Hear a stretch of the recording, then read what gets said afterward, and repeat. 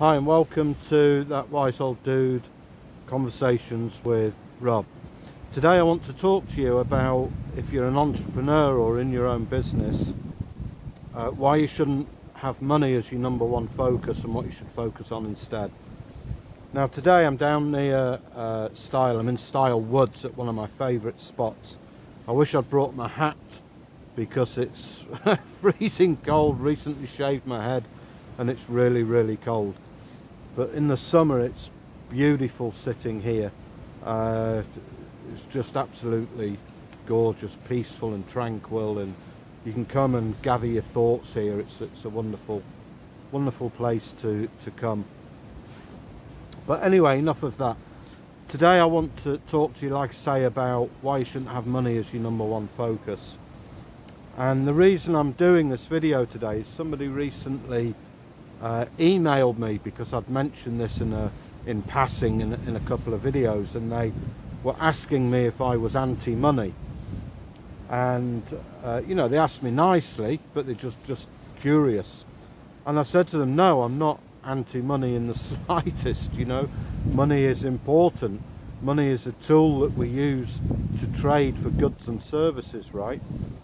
And I replied back to this chap that, you know, a recent entrepreneur that I helped, who was following her passion, and I helped her increase her prices fivefold for what she was doing. So, you know, I'm all for charging more money. It's the problem becomes when you make it your number one focus. And here's why. When I was in sales a long time ago and I was setting out on my journey to be successful, and I hasten to add, earn more money. Yet, when I was in that sales position, my number one focus wasn't the money. My number one focus, and I say this from my heart, and I know that a lot of salespeople, you can't, since when, you know, do they think like this? But I can genuinely say that I did. But my core belief, my core focus was on helping my clients get better holidays and go on dream holidays at more affordable prices. Now there was other sales representatives there that their number one focus was just to make money, and they closed more deals per month than what I did. And yet, for 2 years running, I did sales for 3 years with that company. And for 2 years running, out of over 900 employees, I was the second highest net earner in the company. And I truly believe that that was because money wasn't my number one priority, it was my second. And you know, I was earning £2,000, £3,000 a week, and I'm going back to 1990 and 1991, and that's the equivalent now, if you look on an inflation calculator, of earning like £5,000 and £6,000, right? So it was never my number one focus. My number one focus was always to help my clients. And over the years, you know, I used to coach quite a few entrepreneurs, and I always used to tell them, you know, well, their number one question to me was always, you know, Rob, how do I get more customers, and how do I get more sales? How can I get my business earning more money? And it used to be apparent after an hour of talking to them, I never ever heard them ask the vital question. And I used to get them to ask this question, you know, how can I give my customers more value? Why not think about how you can give your customers more value? The money will come after. Of course you've got to make sales.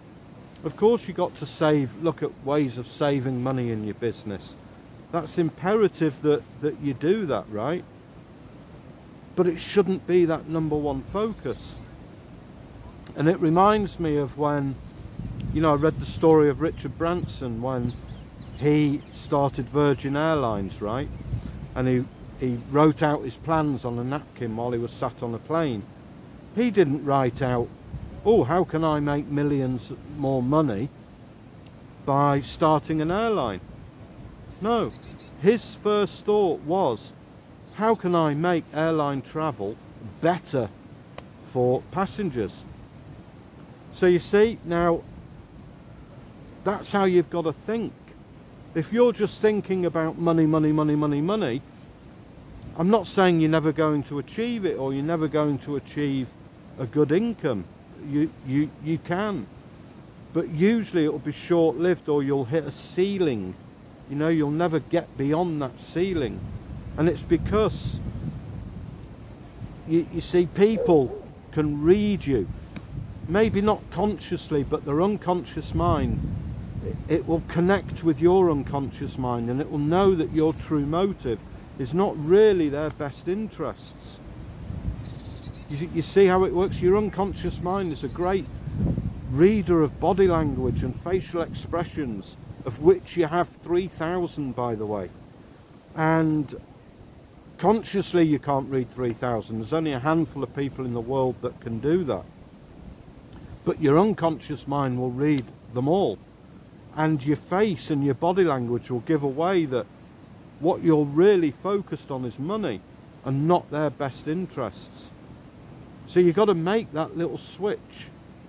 You've got to make that little switch. And another entrepreneur that I helped 10, 11 years ago, fantastic product, absolutely fantastic product, but his number one focus was money. And when he came to see me, you know, I actually turned him away. I said, unless you change your focus, I'm not going to help you. I'm really not going to help you. And I shooed him off. Literally, I shooed him off, was not going to help him. But anyway, he came back and he convinced me, and he did change his attitude. And over the next 10 years, I did some marketing for him as well. He made, I think it was $11–12 million. Just because of that one little switch of focusing his intent on helping the other person. Now that can happen naturally when you find your passion, right? Because when you find your passion should be focused on how your product or service can help other people, or help the planet, or help nature where I am now. Help the animals, help conservation, I don't know, but that should be your priority. That's where you're going to get your success. That's where you're going to get your joy. And my friend, that's where the money will come eventually. It might not come immediately, but it will come eventually. So do I mean you shouldn't have financial goals? Of course you should. Do I mean you shouldn't be visualizing for more money and a nice bank account and the great things that money can buy? Of course I'm not. But don't make it your sole focus. Your sole focus, you want to be on the other person, helping the other people. So I hope you can do that. You know, take your great products and services, if your passion is entrepreneurship or in your own business, you know, take that and help other people, or help the planet, or help nature, or help conservation, like I say, whatever it is, wherever your passion lies, I want you to do that. So I hope that helps you, and I'll do another one shortly on how you can raise your financial thermometer so that you can actually earn good money. So look out for that video. That's really, really good. I'm also going to be doing a few more on the powers of your mind and your brain, and how it can help you get whatever it is you want to achieve. So for now, if you like this video, please click like, subscribe for more updates, pop a comment in. But for now, this is Rob without my hat saying goodbye for now, and I'll see you on the next video. Thanks ever so much for watching, and remember to subscribe. Thank you. Bye-bye.